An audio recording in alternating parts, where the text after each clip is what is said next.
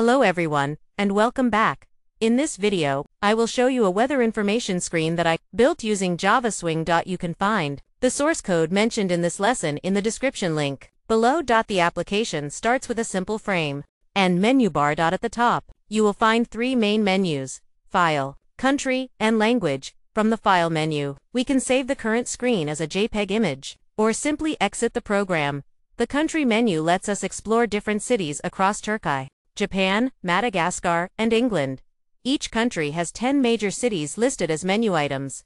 When I select a city, the main panel is updated with a detailed weather view. The Language menu allows us to switch the entire interface between Turkish, English, Japanese, and Malagasy. This means the menu labels and city names adapt dynamically to the selected language. Now, let's take a closer look at the city panel. At the top left, we can see the national flag and the country name. Next to it, there is the city name and a panorama image that gives some visual context. Below that, we have a grid of 12 months, each one represented with an image. On top of every month, we overlay the month name and the average temperature in Celsius. This creates a clean and informative design where users can quickly see the seasonal climate.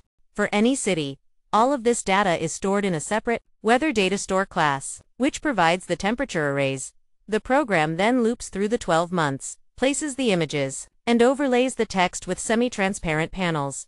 Finally, if we want, we can save the entire panel as an image. The application automatically names the file using the country code and city name, and saves it directly on the desktop.